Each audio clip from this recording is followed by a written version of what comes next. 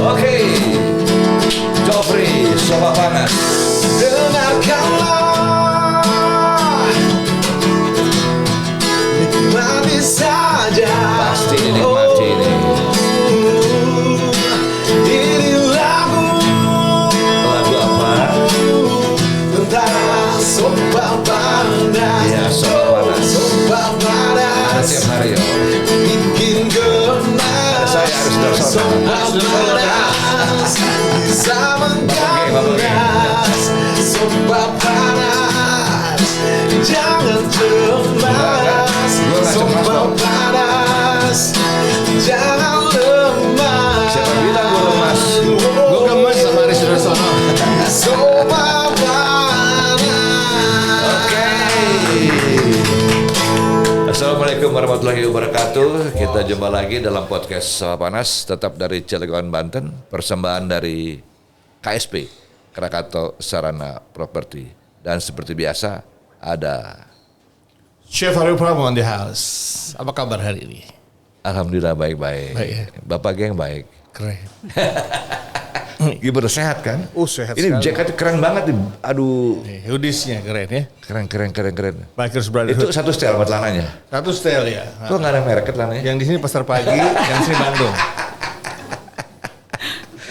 Chef, Yes. narasumber kita kali ini ada kaitannya sama kita berdua. Ini bicara kesehatan soalnya. Oh, kesehatan ya? Supaya kita sehat panjang umur juga, ya kan. Selamat datang Ibu Dr. Neni Herawati, Direktur PT Krakatau Medika. Bu, selamat datang Bu. Kita panjang-panjang. Oh gini Pak. Oke, Pak. siap. Ibu Neni selamat datang. Selamat datang, di Soba Bapak. Panas ya. Ibu Neni kayak panggilan ibu saya. Kenapa? Iya, panggilan bapak saya ke ibu tuh Neni. The Neni ya Pak ya. Neni itu perawat, penyayang. Oh gitu ya? Iya. Berarti Ibu dokter penyayang juga ya? Pas dong, kan wajahnya cantik. Oh, siap. Tundukkan pandangan. Bisa aja, Chef. Yoi. Dr. Neni Herawati, Direktur PT Krakatau Medika. Ini saya agak bingung juga ini. Krakatau Group ini banyak banget unit usahanya. Iya. Sampai ke Medika segala nih. Iya. Bisa nggak Ibu cerita sedikit nih sebagai Direktur Krakatau Medika nih, kapan mulai berdiri? Kok kenapa ada Krakatau Medika gitu? Iya. Jadi kan saya sebenarnya dulu Kencangkan dikit Bu. jadi saya dari Pertamina Pak, dari Pertamedika. Oh Ibu Kemudian- dari Pertamina? Iya, dari Pertamedika saya ditugaskan karena sekarang kan semua rumah sakit BUMN itu kan dijadikan holding Pak. Oh gitu. Nah, jadi rumah sakit BUMN itu kurang lebih ada 73 rumah sakit. Di bawah BUMN? Iya, BUMN tuh punya 73 rumah 73 sakit. rumah sakit? Iya, jadi ada Pertamina punya Pertamedika, kemudian Krakatau Steel punya Krakatau Medika, Pelindo itu punya PHC Surabaya, ada PT Pelabuhan, PTPN punya NMU, punya Rolas, banyak Pak. Jadi ada 73 rumah sakit. Dibuatkan holding kan, kalau nggak salah itu tahun 2019 di holding, jadi semua rumah sakit BUMN itu dijadikan satu. Kebetulan juga salah satu anak perusahaannya Krakatau Steel adalah Krakatau Medika, kemudian sahamnya juga sebagian besar dimiliki oleh Pertamedika, sehingga saya ditugaskan Pak, diperbantukan di Krakatau Medika semenjak Februari 2021. Sebelum, udah lama juga ya? Ya, hampir setahun. Hampir setahun ya. Ya. Betah Bu di sini. Dekat Jakarta Pak. Oh Ibu bolak balik nih?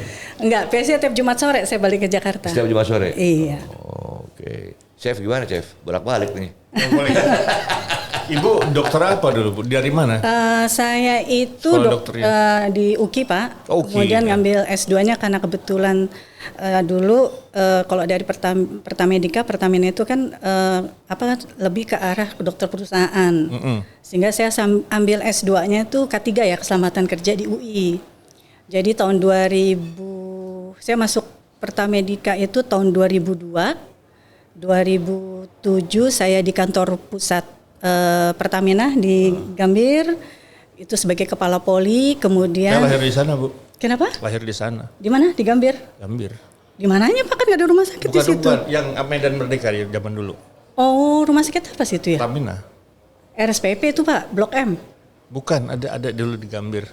Oh, ada rumah sakit Pertamina di sana. Udah Soalnya lama. ini ayahnya beliau nih Pertamina dulu. Oh, ayah Pertamina gitu. Nah, jadi sejak 2002 ya saya bergabung di Pertamedika.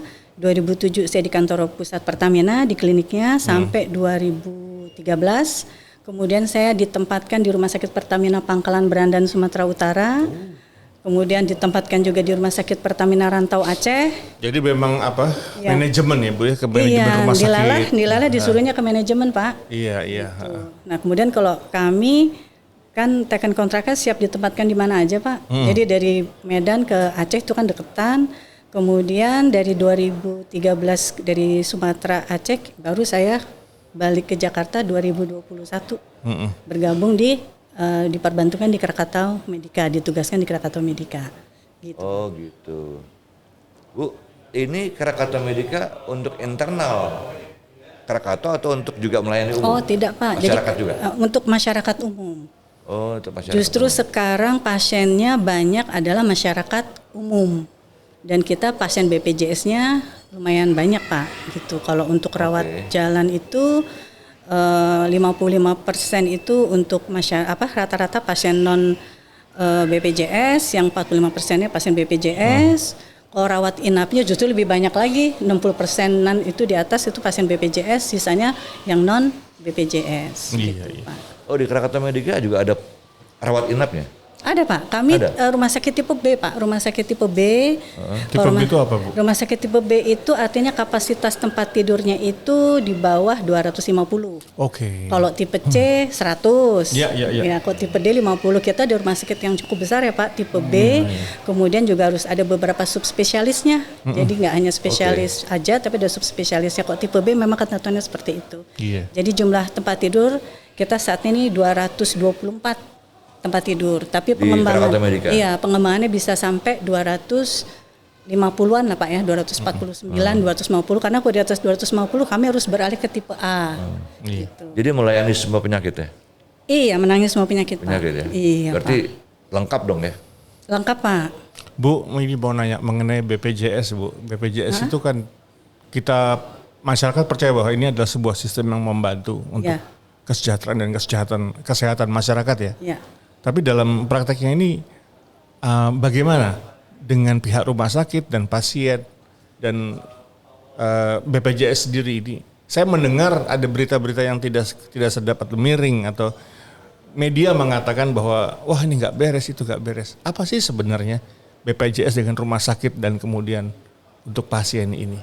Jadi kalau BPJS dengan rumah sakit ya sampai saat ini hubungan kita baik ya Pak ya. Pembayaran klaimnya juga alhamdulillah tepat waktu. Jadi Tepat waktu. Jadi kalau kami klaimnya misalnya bulan Februari, nanti Maret pertengahan itu kita sudah berita acara persetujuan klaimnya. Nanti biasanya 2 minggu setelah itu dananya cair. Gitu. Iya, Untuk sampai iya. mungkin dulu masih awal-awal kali ya Pak ya, waktu awal-awal BPJS itu kan 2014 ya. Iya. Sekarang kan sudah berlangsung lama gitu. Kemudian juga dari BPJS sendiri itu kemitraan kita tuh sangat aktif ya Pak ya. Jadi kalau misalnya ada hal-hal yang memang harus dikomunikasikan, kami dapat berkomunikasi dengan baik sih Pak selama ini.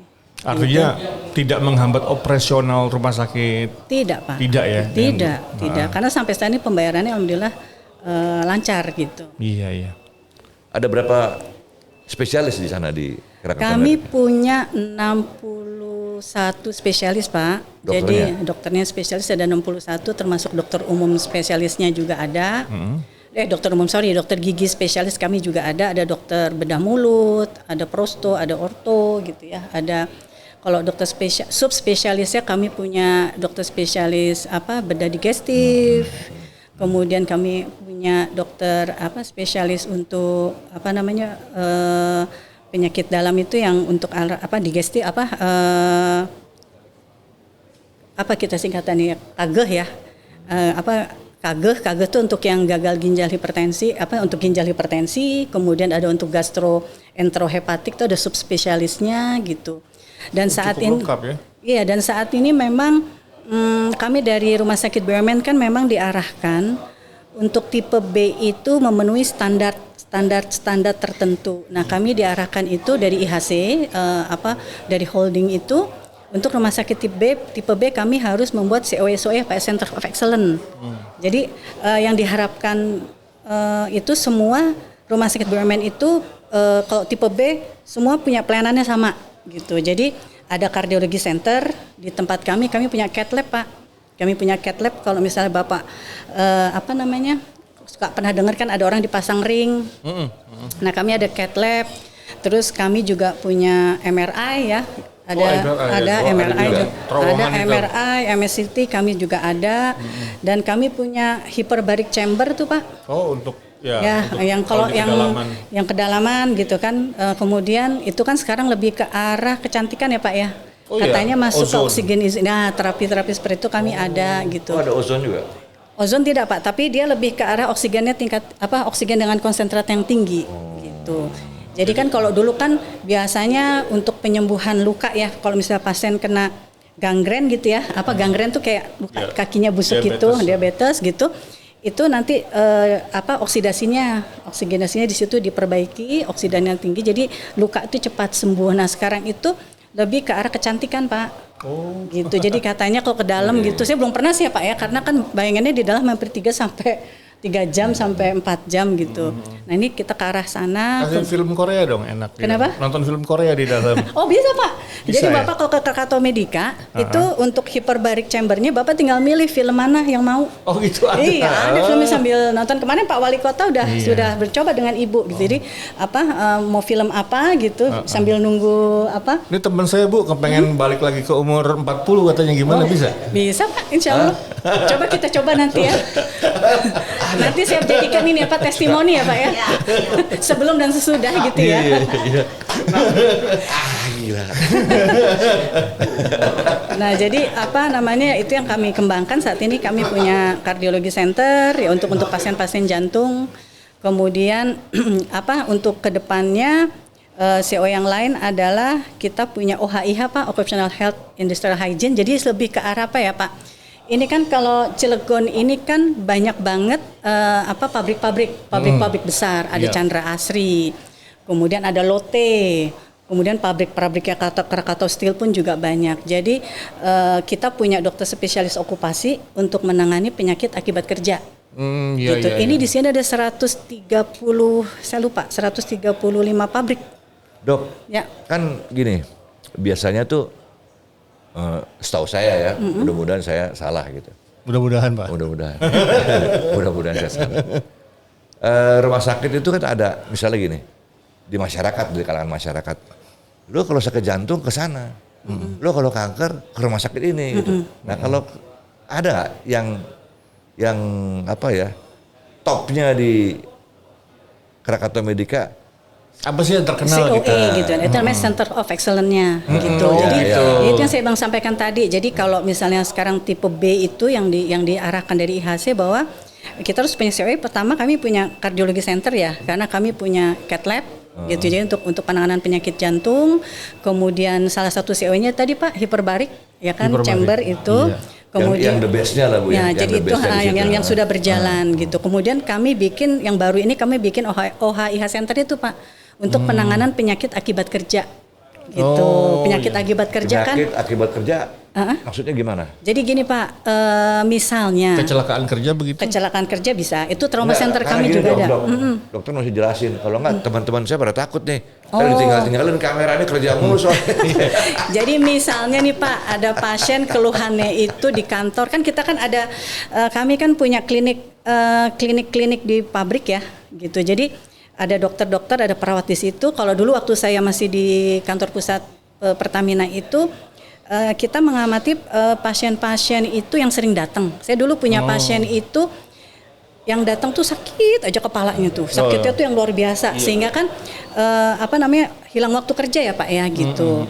Dan ternyata beliau itu punya glaukoma, Pak, tekanan bola tekanan bola matanya juga tinggi, jadi keluhannya tuh nyeri aja. Nah, itu waktu saya di kantor pusat Pertamina, kami di klinik, saya bekerja sama dengan dokter perusahaannya, terus kami rujuk ke rumah sakit pusat Pertamina untuk dilihat, dan kami minta rekomendasi sebaiknya dengan kondisi seperti ini bekerjanya di mana. Kebetulan beliau itu dulu bekerjanya itu yang kalau misalnya kita dinas keluar kota, dia Steno mencatat. mengevaluasi apa Bu namanya itu ya, kalau Mencatat. misalnya tagihan-tagihan verifikasi itu kan kecil-kecil, sehingga mungkin dengan gangguan matanya yang sudah lumayan mengganggu itu malah menyebabkan sakit kepala. Jadi di situ kita rekomendasikan ke dokter spesialis okupasi, harusnya bekerjanya tidak boleh tempat yang detail. Jadi mungkin dia bekerja untuk jaga gudang. Jadi akhirnya beliau itu dari rekomendasi itu dimutasikan Pak, ditaruh di tempat sesuai dengan kemampuannya. Dan tidak berhubungan dengan mata supaya. Ya, jadi seperti itulah Pak. Kalau misalnya karena kalau dengan dia dipaksa terus melihat yang detail, otomatis nanti mata kanan yang tadinya normal karena terpakai terus kan untuk kompensasi yang kirinya, ya keluhannya jadi sering ke Dok, klinik gitu. Ini bicara pelayanannya. Ya. Dari aspek pelayanan. Krakatau Medika itu kan tadi dokter bilang juga melayani masyarakat ya. Iya. Tapi juga internal Krakatau ya. Iya. Iya kan. Ada bedanya nggak dalam pelayanan, misalnya kalau keluarga yang bekerja di Krakatau sama masyarakat umum beda dalam servisnya, beda dalam harganya mungkin. Kalau misalnya servisnya sama ya Pak. Ya. Baik Krakatau Steel Group. Ya servis sama. Sama. Harga kalau beda, harga itu tergantung dari MOU-nya ya Pak ya, PKS-nya. Kan biasanya untuk perusahaan-perusahaan kita ada diskon. Jadi kan kok misalnya saya bekerja sama dengan Chandra Asri ya, gitu. Istilah gini, ada privilege nggak gitu loh? Iya ada Pak. Saat ini yang sedang kita kembangkan itu kami sedang mengembangkan klinik eksekutif. Klinik eksekutif misalnya untuk yang sekarang kita coba ada Krakatau Posko ya Pak. Krakatau Posko. Jadi kita coba klinik eksekutif saat ini kan kami untuk layanan di bawah itu kan masih bergabung ya dengan BPJS gitu, sehingga kita punya poli di atas memang untuk eksekutif yang waktunya lebih cepat, kayak fast track gitu ya Pak ya, lebih cepat. Nah itu kita berikan ke Krakatau Group gitu, ke Krakatau Group yang saat ini Krakatau Posko, mungkin ada Krakatau Nippon gitu kan. Jadi memang tergantung dari, kan kita sekarang dianggapnya kayak saya kerja sama Krakatau Posko, ada MOU-nya nih Pak, ada PKS-nya. Jadi ada jadi detailnya diatur di MOU. Iya gitu. Pak, di detail di Jadi MOU. Setiap perusahaan kondisinya bisa beda-beda ya. Bisa Pak. Gitu. Jadi tergantung dari kita negosiasinya ke perusahaan itu. Tapi untuk layanan sama Pak. Kalau tadi yang Bapak sampaikan harga, ya itu Pak, ada harga-harga khusus misalnya untuk diskon-diskon khusus berkaitan dengan kerjasama kita. Gitu. Tadi dokter mengatakan bahwa Krakatau Medika itu klasifikasinya B. Iya. Nah, Berarti kalau A itu RSPP itu A. SPP masih apa B sih? Pak. Kayak hotel kan bintang 4, bintang 5 gitu ya. Kalau dari peraturan pemerintah sekarang ya, Permenkesnya itu hanya ada jumlah tempat tidur Pak. Kalau jumlahnya tadi, kalau tipe D 50, tipe C 100, tipe B itu 249. Jadi berdasarkan okupansinya. Ya, Okupansi jadi ya. Okupansi jumlah tempat tidur, kemudian dilihat juga jumlah dokter-dokter spesialisnya. Jadi kalau misalnya tipe D itu 4 dasar ya, minimal harus ada bedah, anak, penyakit dalam, obgyn. Gitu. Kalau tipe C harus ada tambahan beberapa untuk yang di luar yang besar. Contohnya misalnya ada mata, THT. Tapi kalau tipe B itu ada subspesialisnya. Jadi memang selain dari jumlah tempat tidur, masing-masing itu untuk dokter spesialisnya ada lagi yang subspesialisnya. Contohnya kayak tadi. Signifikan nggak perbedaannya antara klasifikasi B dan A? Ada Pak, ada syaratnya. Jadi kalau misalnya A tuh ya yang prof itu Pak.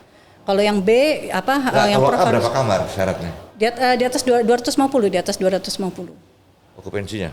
Iya, kalau B kan 249. Kalau saya naikin kamar saya 250, saya mesti diarahkannya ke tipe A. Nah, kalau tipe A itu kan penyesuaiannya tidak hanya dari tempat tidur ya Pak ya, dari SDM spesialisnya terutama dan subspesialisnya gitu. Jadi spesialis, kamar, jumlah tempat tidur, jumlah tempat tidur, kemudian sama ini sarana prasarananya, sarana prasarananya gitu. Jadi yang harus lebih lengkap dibanding tipe B gitu. Bu, saya pernah tinggal di Amerika Bu ya. Ya.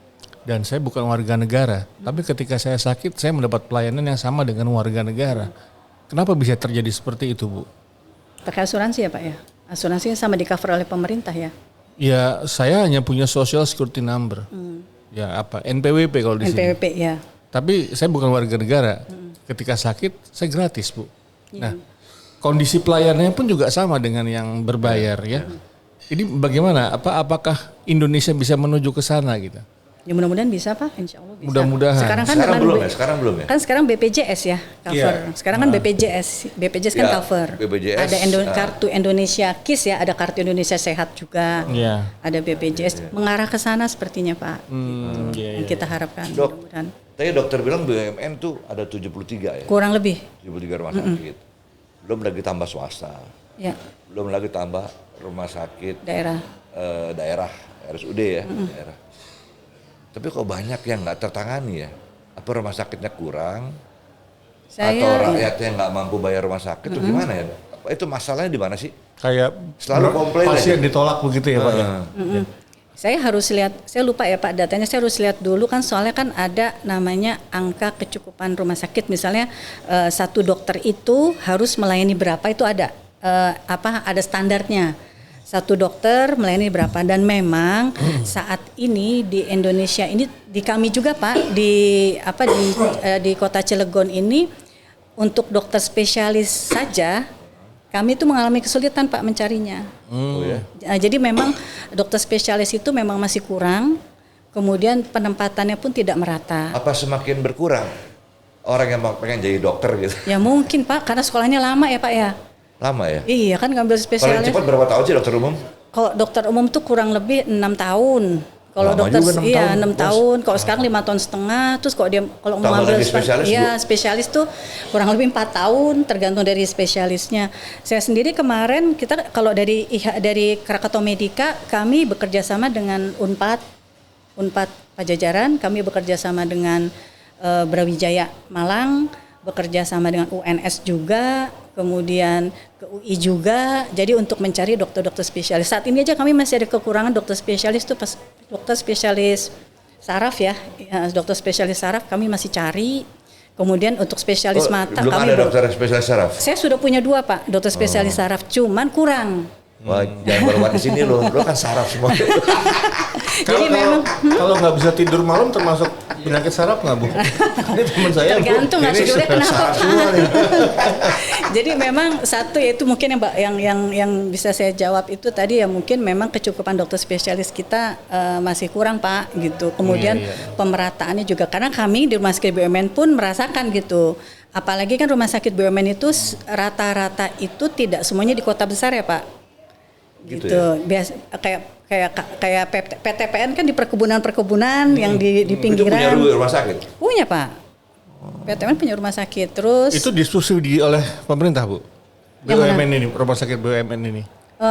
tidak Bu, kami dengan sudah mandiri rata-rata. Sudah mandiri? Iya, sebagian besar rumah sakit sudah mandiri. Semuanya persyaratannya harus mandiri? Tidak. Ada yang Gitu. disubsidi juga?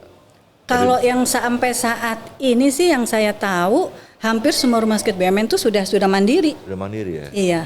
Gitu. Tidak banyak lagi yang disubsidi oleh BUMN-nya gitu. Kayak Krakatau, ini kan Krakatau Steel sudah lepas nih. Jadi kalau dulu mungkin kan sebagai cost center ya Pak. Kalau sekarang kita harus profit center gitu. Jadi tantangannya gitu ya Pak, challenge-nya seperti itu gitu. Dok, spesialis apa sih yang paling sulit dicari di Indonesia apalagi untuk Krakatau Medika? Kalau saat ini saya kesulitan misalnya untuk dokter spesialis jantung yang sudah melakukan dokter spesialis jantung, tapi beliau itu untuk kardiologi intervensi untuk melaksanakan cath lab. Apa itu Bu? Cath lab tadi Pak, untuk yang pemasangan ring. Pemasangan ring. Itu saya Dok, ini kebetulan Dok. Ini sahabat saya ini pasien jantung kebetulan. Lu jangan kasih lihat. Apa-apa udah di bypass ya Pak ya? Oh, bukan. Aorta, diseksi aorta. Diseksi aorta kronik dibagi tipe A. Iya. Dulu waktu saya pertama kali lihat, saya pikir pakai kalung. Oh, itu ya. Oke, buat nyimpen duit, gue buka gini, gitu. Seret. Apalagi yang susah, Ini yang beliau susah. kebetulan pasien jantung. Bu. Iya, jadi saya sampai saat ini kesulitan Pak di mana di Cilegon dan Serang itu ada dokter spesialis jantung yang sudah pelatihan kardiologi intervensi kita bilang tadi kan untuk melakukan penatasan cath lab kan tuh harus ada kompetensinya. Itu susah Pak, semuanya kesebak. Saya kemarin cari berapa itu kita punya dapat cuma satu itu PNS di mana Serang ya, sehingga kan kalau PNS kan bagi waktunya susah. Terus yang susah lagi tuh dokter Kahom ya, spesialis penyakit dalam Kahom tuh kalau untuk bapak cancer. Jadi kebetulan nih KM ini yaitu salah satu standarnya dari tipe B-nya IHC bahwa rumah sakit tipe B di rumah sakit BUMN semuanya harus sebagai cancer center. Jadi saat ini KM ini sedang mengembangkan cancer center. Tahun 2026 kita akan bangun radioterapi. Di Cilegon belum ada ya? Belum ada Pak. Belum ada. Jadi karena kami kebetulan rumah sakit tipe B. Radioterapi apa tuh Bu? Untuk cancer Pak. Oh, yang di kemo Pak. Di kemo karena iya. kita lihat itu kan saat ini kan terfokusnya di Darmais Pak. Orang harus ngantri untuk melakukan radioterapi. Nah jadi kalau misalnya nanti di Krakatau Medica ada radioterapi dan kita rencanakan di 2025-2026 karena memang pembangunannya khusus ya Pak ya, karena itu kan pakai tenaga nuklir gitu. Nah itu kita harapkan pasien-pasien yang dari Lampung, yang dari Palembang tidak perlu ke Jakarta, bisa kita lakukan radioterapi di Krakatau Medica. Nah itu standar tipe B semuanya harus punya radioterapi yang rumah sakit HC gitu. Jadi pengembangannya seperti itu Pak. Nah itu ada dokter spesialisnya Kahom namanya, dokter penyakit dalam yang khusus untuk menangani itu sulit juga. Terus ada lagi namanya dokternya tuh dokter radiologi onkologi ya Pak ya. Jadi untuk khusus untuk untuk menjalankan radioterapi itu, nah itu juga sulit juga. Jadi dari Krakatau Medica kita menyekolahkan karena itu masih 2026 kita harapkan mereka selesai sekolah, alatnya jadi, nah sudah bisa. Kita nggak perlu cari-cari lagi, kita pakai orang internal aja. Gimana kalau kita minum dulu Dok? Boleh. Ya kan? Ibu ini orang belajar terus ngomongnya gaspol terus 88. Saya mau motong bingung nih gimana motong. Cerewet ya Pak ya? Bukan cerewet. Ini datanya banyak. Ini asik sendiri gitu. Datanya banyak. Ayo Dok. Iya.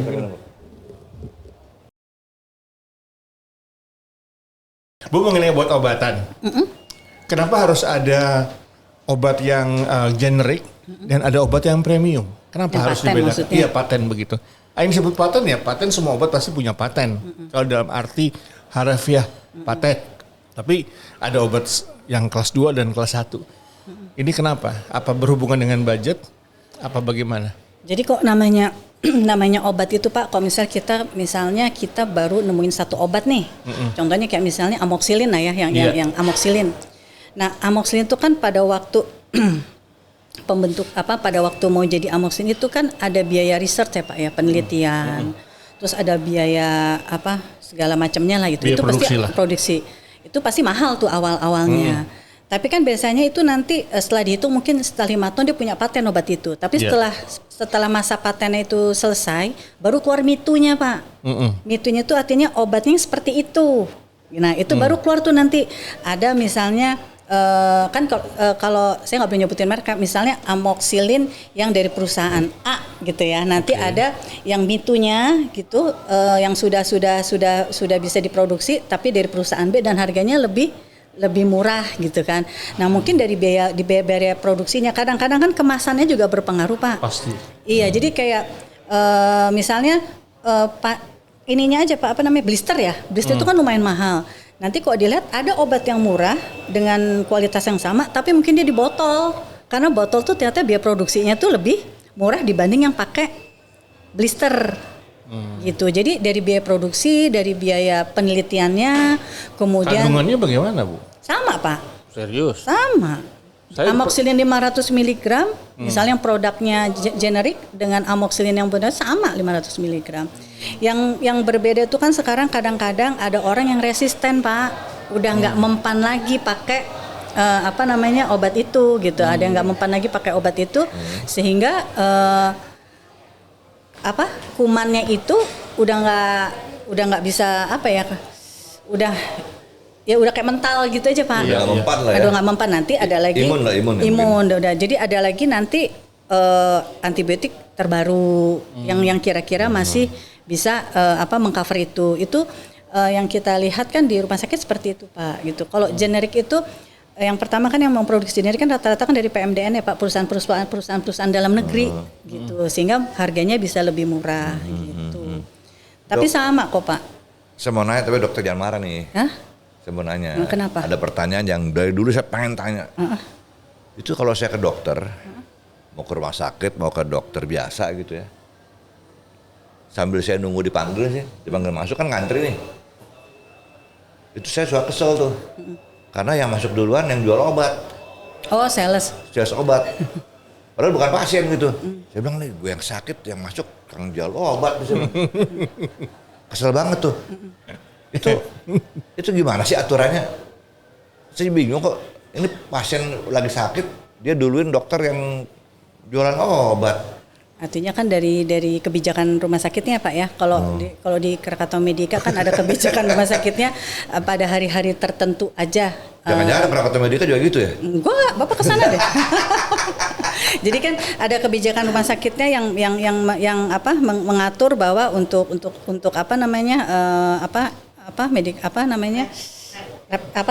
rep itu di hari-hari tertentu dan misalnya di luar ada hari-harinya. Di hari tertentu malah kadang-kadang di luar rumah sakit gitu, di luar rumah sakit tergantung dari ya kadang-kadang saya suka kesel tuh.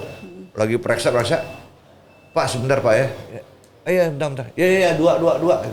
Dua ngapain Pak? Tahu ngambil berapa biji gitu 2 katanya. Tapi saya belum periksa pasien.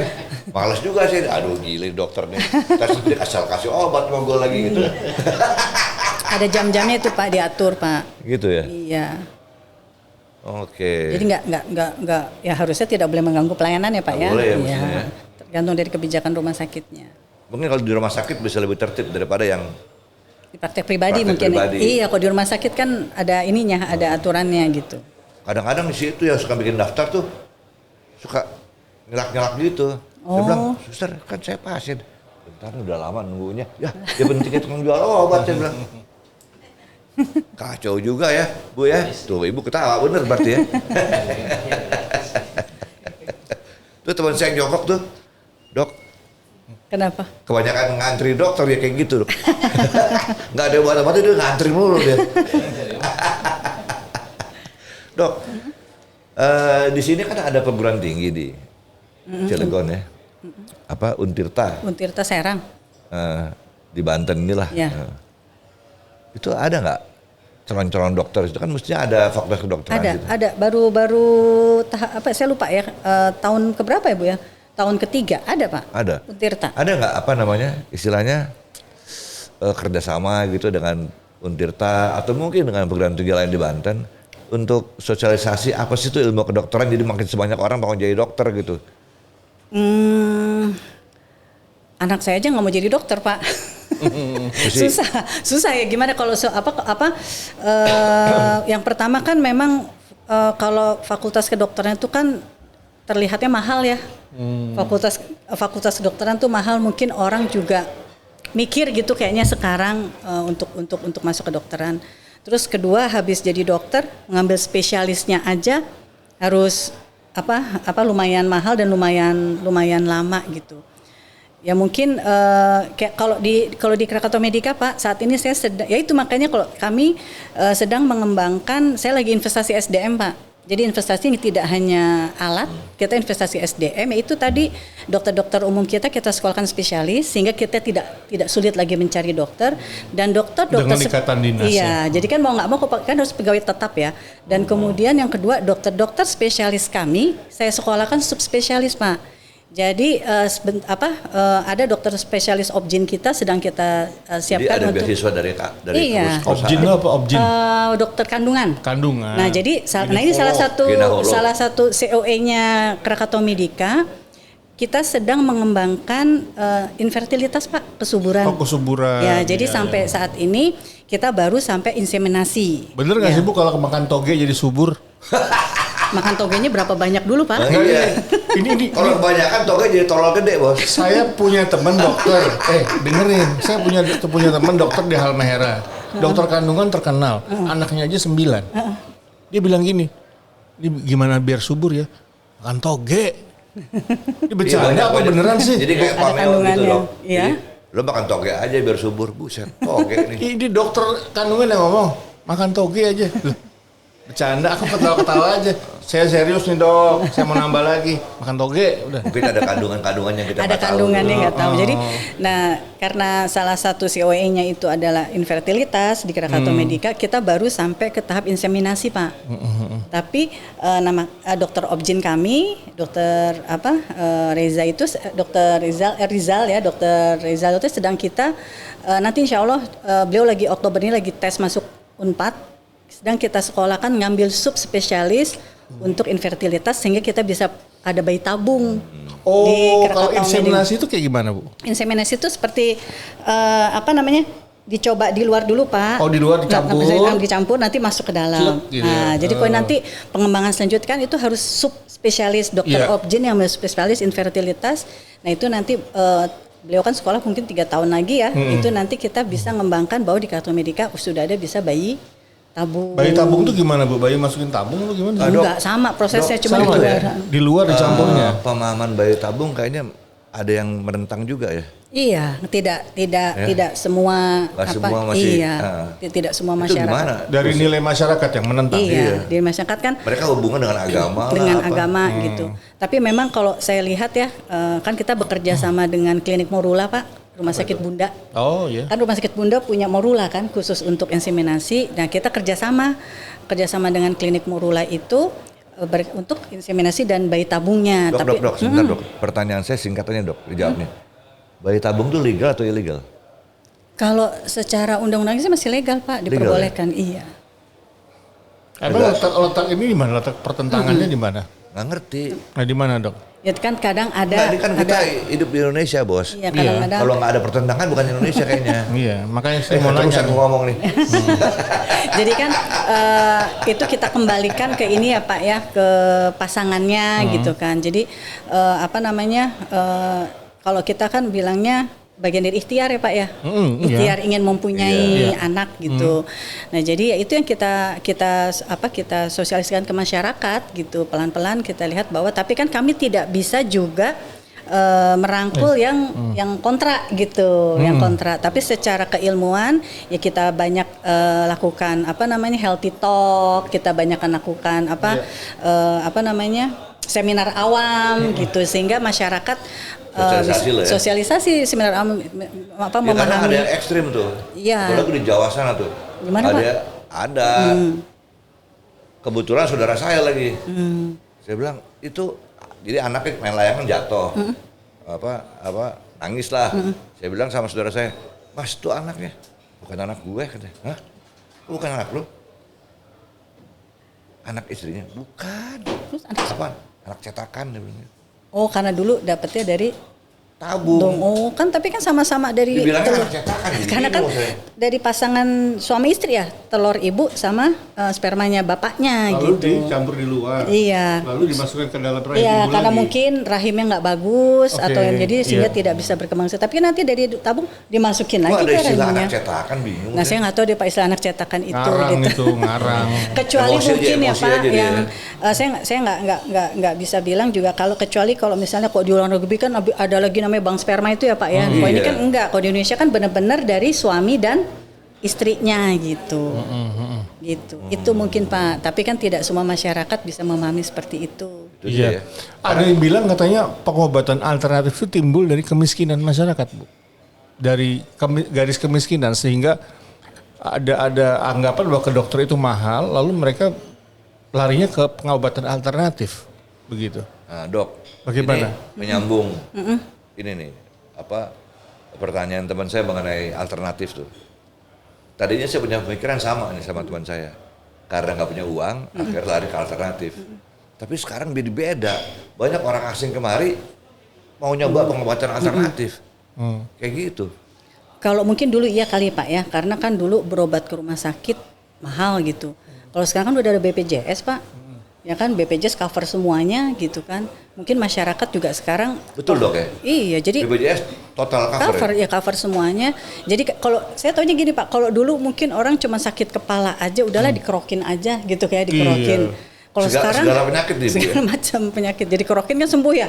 Mau apa yang sakit kepala, mau yang lambungnya lagi apa kalau orang Jawa bilang gelegean apa ya Pak? Iya. Sendawa dikerokin hilang Sendawan, gitu. Tapi kok sekarang kan orang nggak sakit kepala ke klinik gitu loh. Nanti dikasih obat apa di klinik atau enggak flu ya Pak ya. Kalau dulu kan kita flu tidur aja yang cukup, istirahat, minum makan sup, minum jeruk gitu ya. Gitu. Makan nasi padang. Kalau sekarang kayak saya nih dong, kalau mulai agak nggak enak, masuk ke sauna, keluar keringat, segar keluar. seger. Nah kalau sekarang karena ada kemudahan pengcoveran dari BPJS, asuransi, kan selain BPJS ada asuransi. Nah masyarakat itu sekarang flu aja ke rumah sakit gitu. Nah berkaitan dengan alternatif Pak, saya tidak bisa menjawab karena kalau saya kan harus berdasarkan evidence base ya, penelitian. Jadi kalau misalnya Ibu lebih ke medis loh ya. Iya, kalau saya lebih ke medis, ada penelitiannya tidak gitu. Kalau dari penelitiannya itu ternyata. Tapi dokter nggak pernah. Kenapa? Entah mungkin dokter lupa waktu kecil atau dokter waktu masih mahasiswa dulu, pasti pernah nyoba dong ke alternatif gitu. Kalau saya jarang Pak. Enggak ya? Enggak. Enggak. Saya pernah dulu ke Sinse, itu karena jerawatan. Kan dulu kan zaman SMA entah salah pakai bedak jerawatannya banyak. Teman saya mesti ke Sinse tuh yang bawah tuh. Terus dibawa ke Sinse katanya suruh minum dulu orang bilang darah kotor. Darah kotor gitu ya. Istilahnya darah kotor lah. Darah kotor sih dibawa ke Sinse tuh dikasih Sinse yang di kota dikasih jamu-jamu gitu. Gitu kan. Ya nggak hilang juga sih jerawatan, terus dikasih obat jerawat di luar ya Pak ya? Iya, jadi ada Sinse, ada orang pinter, ada dokter, banyak banget nih. Kalau saya sih setahu saya nyari orang pinter mah di ITB. Banyak orang pinter sana, serius. Orangnya pinter-pinter. Pinter-pinter. Ya, dokteran UI tuh, Yoi. pinter-pinter loh. Itu. Ya, Iya jadi.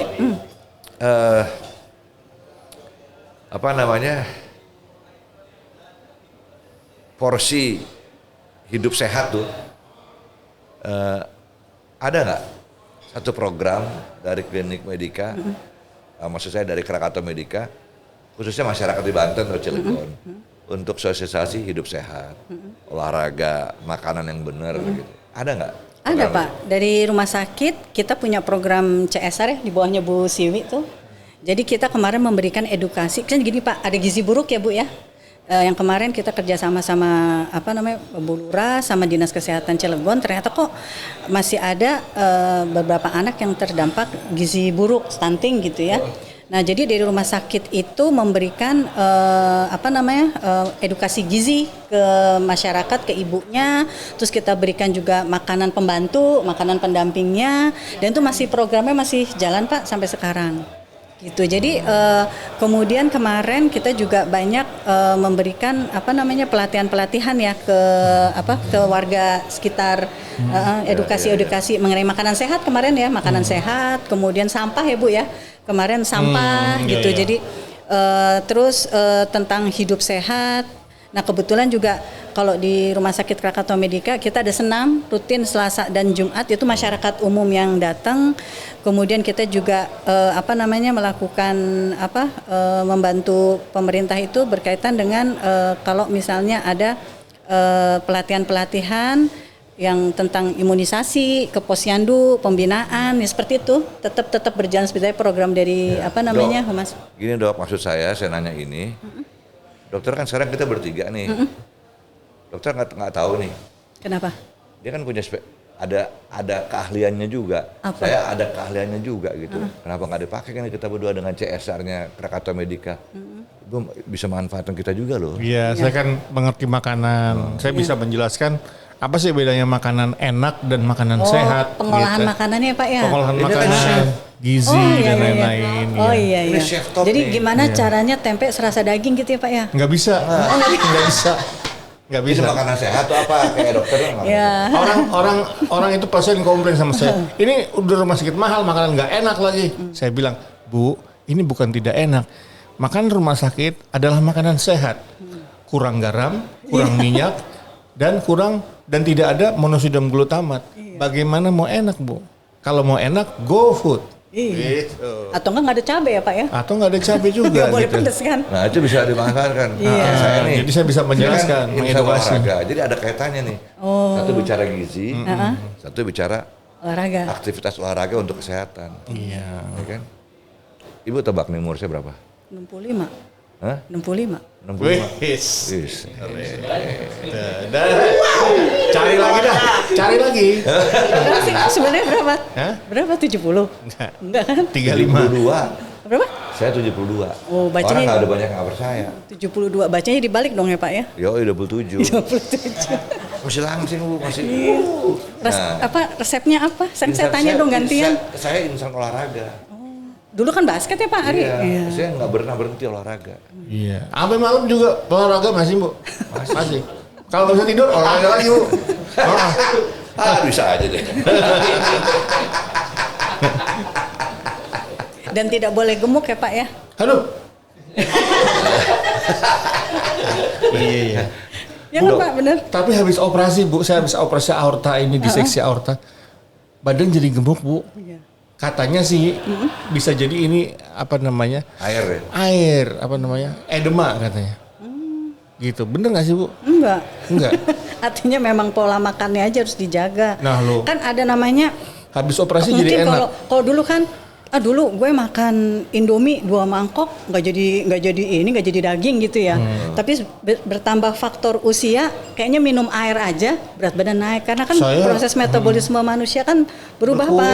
Iya, nggak kayak dulu waktu masih muda gitu.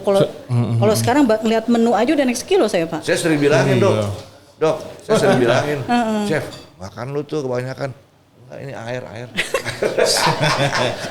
Air Coca-Cola, air teh, es teh manis, es jeruk. Iya, jadi karena metabolisme tubuhnya yang sudah berbeda karena faktor usia Faktor gitu. U, iya. Faktor U. Gitu ya. Ya udah deh. Jadi gimana nih biar kurus, Bu? Apa? Biasa biar kurus Olahraga. gimana? Olahraga. Iya. Diseksi aorta, Bu. Saya udah operasi bental, Bu. Nanti ketemu dokter spesialis olahraga kan ada tuh Pak. Nah nanti kan dicari olahraga apa yang Ya, aman. aktivitas yang nggak mengganggu. Iya, ya udah Kan memang tidak semua orang bisa olahraga sempurna ya Pak ya. Iya. Kan saya udah Kalau yang bental, ada- udah diganti jantungnya. Aortanya sudah diganti. Katupnya udah diganti. Gak bisa lagi capek Dulu olahraga. perokok ya Pak. Enggak, olahraga keras, cuman darah tinggi, Bu.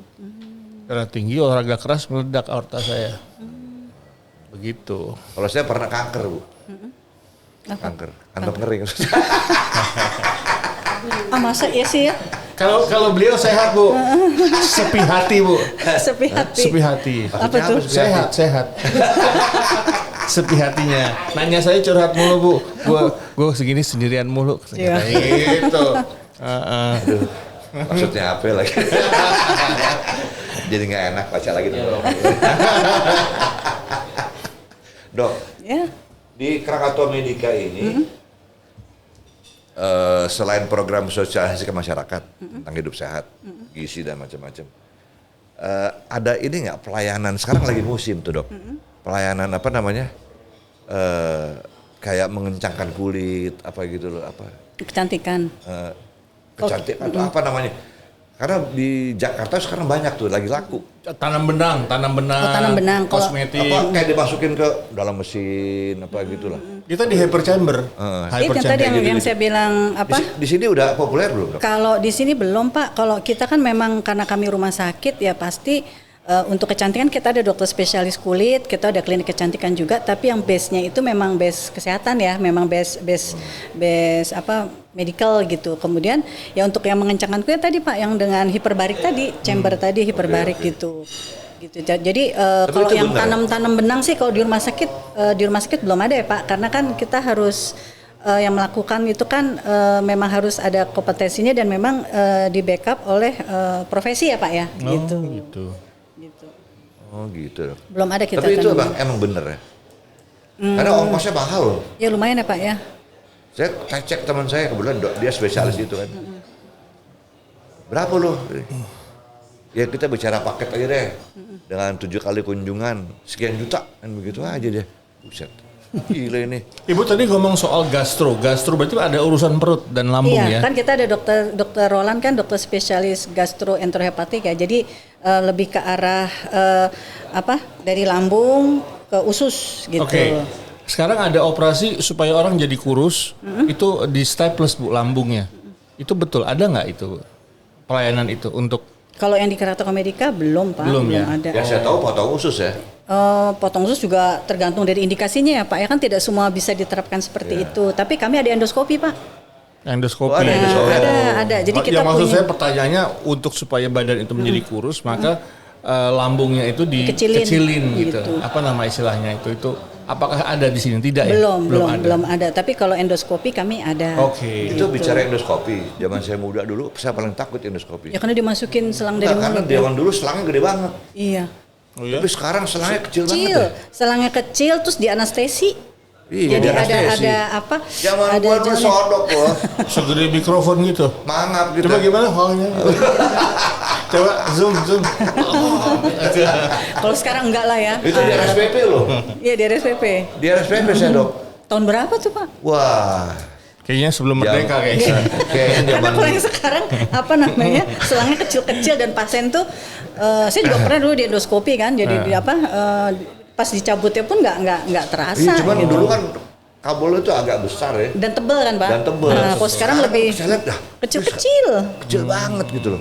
Kan depannya ya udah canggih ya gitu Pak udah ya. kecil di ini lagi disuntik dulu kan. Ya jadi nggak Nggak pasiennya nggak ada berasa. refleks mau Wah zaman muntah. saya dok. Mau muntah berapa kali saya. Tapi untungnya nggak kolonoskopi. Kolonoskopi di bawah tuh Pak. Lewat belakang. Lewat sini. Oh. Aduh, garasi kok garasi. Gitu. Dok, Ya. kita dua suka bercanda dok. Iya nggak apa-apa. Iya, Makanya awet masih muda, jadi dok. awet muda ya. Yoi lagi. Tapi ibu informasinya sangat bagus sekali, wih gila ini. Luar biasa informasi kita. Tapi dokternya luar biasa loh. Iya. Kita tanyanya segini, jawabnya segini loh. Iya. Saya kayak ngobrol sama siapa? Sama Deswita Maharani. Lihat mirip nggak? Sama siapa? Deswita. Deswita mana Ada sih? presenter. Deswita Oh, iya? Maharani. Oh, mirip ya? Mirip. Iya. Gitu. Dok, Dilihat dari mana? Dari sedotan. si gaya langsung. Dok, ini Ya. dok. Pertanyaan terakhir nih. Ya. Udah dikasih stand dari depan nih. Di Keratokomedika nih, boleh tahu nggak yang paling mahal tuh pengobatan apa? Cath lab Pak, jantung. Jantung ya? Jantung terus yang Mahal, Bos. mahal satu ringnya aja berapa gitu. Kemudian yang lebih mahal lagi kalau pasien-pasien bedah saraf ya. Bedah saraf, kraniotomi gitu. Itu mahal juga. Mahal gitu. Radiotopi itu apa? Bedah Nggak kepala bayar itu. mahal. Pada kepala itu mahal. Tapi kalau itu kan jarang ya kasus-kasusnya. Iya, Biasanya iya. untuk kasus-kasus trauma, Maksudnya kecelakaan. bedah syaraf itu bedah otak. Iya bedah otak. Itu kan lumayan mahal Pak. Apa namanya biayanya gitu. Iya, Terus iya. yang Itu paling ada ya di Keratokomedika? ada. Kita punya dokter bedah saraf. Gitu. Dokter bedah saraf kita ada. Nah, dokter satu lagi yang paling mahal ya kalau kita kena serangan jantung terus harus pasang ring ya kan itu kan Iya. lumayan mahal gitu. Iya. Nanti Jadi kalau jantung sama saraf ya? ya kalau ya jantung sama saraf. Kalau misalnya udah sampai yang ini ya Pak ya, sampai yang bedah saraf yang kraniotomi itu lumayan. Dibukakan sininya. Wah, Makanya akan sehat sih Pak. iya benar. Jangan sehat deh. Iya. Enakan sehat. Dok, Ya. terima kasih nih informasi mungkin saya belum puas. Teman Oh, saya iya. juga belum puas. Banyak yang ingin saya tanya sebenarnya. Iya. Lebih detail lagi gitu. Iya. Tapi kan waktu juga dok. Iya. Kayaknya kita mesti ngobrol lagi. Di tempat ibu boleh bu? Boleh. Hiperbalik. Boleh Pak, saya tawarkan hiperbarik. Biar begini lagi Bu. Iya. Biar kulitnya kencang. Bukan, ntar bayar gua. Enggak. Tuh dari humasnya Yang bener bu? Iya. Ah, boleh juga tuh. Asik deh. Oke deh. Coba hiperbariknya. Bapak deh sekarang kasih ke kita mau film apa? Ya, kita siapin filmnya buat di dalam. Bu, nggak usah dikasih hiperbalik Bu, dikasih suster yang cantik juga udah sembuh dia. Yes. Boleh Pak Senang, Ari nanti bahagia. coba hiperbarik terus nanti Pak Ari kasih testimoni. Iya. Gitu ya. Iya. Apa janjian Pak Ari? Nah, jajan sama Bu Siwi. Tuh. Berapa orang? Nah, Testimoninya ini yang nggak tahan nih. iya. Segernya gitu. Banyak kemarin Pak Heldi kan Pak Wali Kota kemarin sempet Pak Gua juga di Silmi, sana. Pak Silmi Pak Silmi Karim. juga? Iya, hiperbarik. Berkat hiperbarik saya jadi jos lagi Tadi begitu. gini, berkat Bukan hiperbarik gitu. dari 72 jadi 27 gitu ya Pak ya. Iya. Berkat Krakatau Medika, saya jadi 27. Ya. Berkat hiperbarik dari 72 menjadi tidak tahu diri. Gitu. Maksudnya apa nih? Tidak tahu. Dok, makasih dok. Iya, sama-sama Pak. Usaha panas, Dok. Iya, Aduh, oke, makasih Ibu, banyak. terima kasih, Bu. Terima Iya. kasih. Aduh, mana Joffrey nih? Joffrey mana? Joffrey, aduh. Wah, Joffrey di Pulau Gadung nih. Aduh, gila. Aduh, jauh amat jalan dari mana sih? Lagi bujukin biar bisa kayak Pak Ari tadi. Ngobrol sendiri nih. Joff, kita mau udahan nih ya. Siap-siap nih. Demikianlah jumpa kita dalam podcast Soal Panas bersama KSP Krakatau Sarana Properti tetap dari Cilegon, Banten. Ada yang mau disampaikan oleh rekan saya nih, Chef Haryo. Buat kamu yang mau mendapatkan merchandise dari Soal Panas seperti mug, t-shirt dan lain-lain bisa follow Instagram kita Soal Panas dan juga YouTube kita. Jangan lupa subscribe ya. Subscribe ya. Subscribe. Subscribe. Oke, assalamualaikum warahmatullahi wabarakatuh.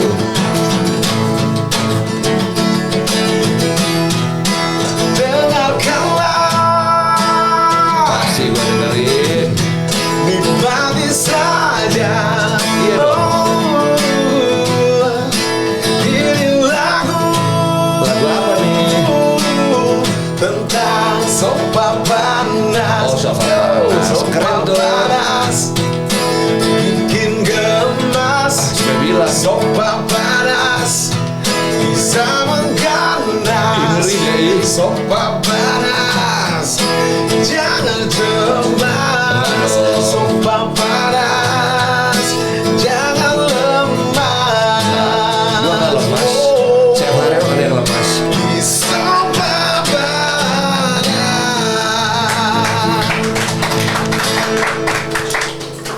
Dokter, terima kasih dokter. Ya, sama-sama.